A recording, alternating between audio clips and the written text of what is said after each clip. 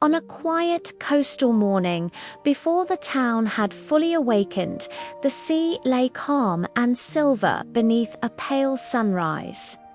The air smelled of salt and damp wood, and the only sound was the soft creaking of a small fishing boat drifting over gentle waves.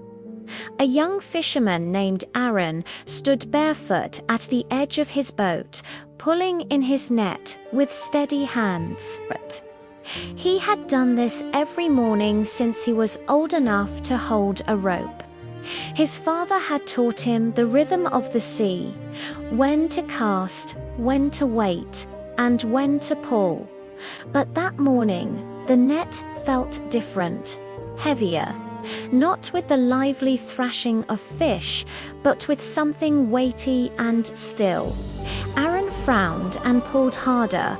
As the net rose from the water, something pale shimmered beneath the tangled ropes. For a moment, he thought it was simply a large silver fish caught sideways in the mesh.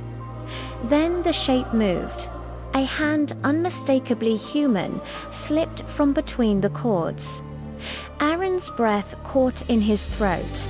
Entangled in the net was a young woman, but not entirely human. Below her waist, instead of legs, was a powerful tail covered in muted blue-green scales. The scales were not sparkling or glowing like the stories claimed. They were scratched, dull, and streaked with blood where the net had cut into her skin. Her dark hair clung to her face, her eyes wide, frightened, and very real, locked onto his. She was shivering, and she was alive. Aaron did not shout for help. He did not sail back to the harbor. Instead, with trembling hands, he cut the net loose and lifted her carefully into his boat. She was lighter than he expected, but cold, so cold that her skin felt like stone pulled from deep water. He rowed toward the far end of the coast, away from the village. There stood an old lighthouse, long abandoned after a newer one was built closer to town. Its white paint had faded to grey, and its windows were cracked by years of storms. It was the only place he could think of where no one would look. Inside, Aaron laid her on an old wool blanket and lit a small oil lantern. The warm glow filled the circular room with soft golden light. For a long while, neither of them spoke. He wrapped another blanket around her shoulders and stepped back, unsure whether she would attack, scream, or vanish like a dream. Instead, she whispered hoarsely, "You should not have saved me." Her voice sounded like wind moving through hollow shells. Aaron swallowed. "Why?" "Because if they know I am here," she said, "they will come." Over the next few days, Aaron brought her fresh water, fish, and herbs his mother once used for wounds. Slowly, her strength returned. Her name was Alira. She told him that centuries ago, merfolk had lived near the surface. They traded pearls for woven cloth, shared stories, and sang songs with sailors under moonlight. But fear changed everything.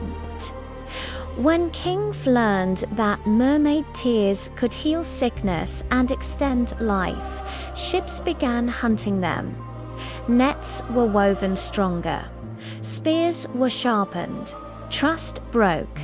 The merfolk fled to deeper waters, hiding their cities beneath cold trenches where sunlight could not reach. "Humans forgot us," Alira said one evening as she sat near the lighthouse window watching the tide roll in. "And we allowed it." Aaron listened in silence. His village still told stories of sea spirits, but no one truly believed them. Until now. One night, the sea grew restless. Even from inside the lighthouse, Aaron could hear the change. Waves crashing harder against rock, wind moaning through broken panes. Elira's expression darkened. "It is happening sooner than we feared," she murmured. Something in the ocean depths was shifting. Strange currents had begun to disturb the merfolk cities. Ancient underwater ridges were cracking. Creatures long asleep were stirring. The deep sea was no longer safe. That was why she had been near the surface when Aaron's net caught her. Her people were searching for new waters, closer to shore, closer to humans. "If we must return," she said quietly, "it cannot be as hunted creatures again." News travels quickly in small villages. Soon, other fishermen began speaking of torn nets and strange shadows beneath their boats. One morning, Aaron's closest friend approached him at the docks. "You've been fishing farther north," his friend said carefully, "near the old lighthouse. Some say they've seen lights there at night."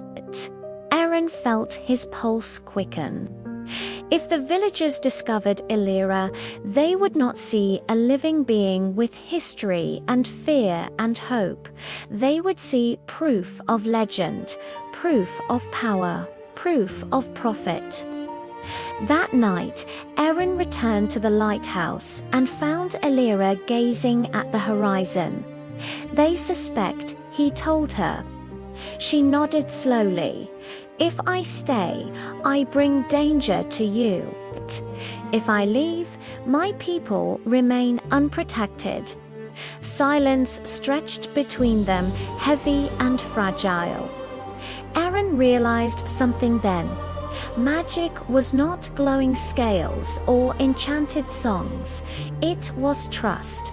It was choosing to protect something the world might destroy. Before dawn, Aaron helped Elira down the rocky shore. The tide was high, and moonlight painted the water in silver lines. She paused where the waves met sand. "If I return," she said softly, "I will tell them not all humans hunt, and I will tell no one," Aaron replied. "Not about you. Not about any of this." She studied his face carefully, as though memorizing it. "Perhaps one day," she whispered, "the sea and the land will speak openly again." Then she slipped beneath the surface. The water swallowed her without a splash. For a long time, Aaron stood there, staring at the quiet waves. Years passed. The old lighthouse eventually collapsed in a winter storm. Aaron grew older, his hands rougher, his hair touched with grey.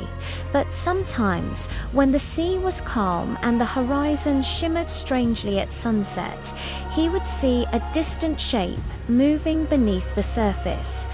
Not a shadow, not a trick of light. Something alive. He never told anyone what he had found in his nets that morning, because some truths are too fragile for crowds. And some magic survives only when protected by silence. Moral of the story: trust between worlds begins with one brave choice. The greatest magic is not in being seen, but in being understood.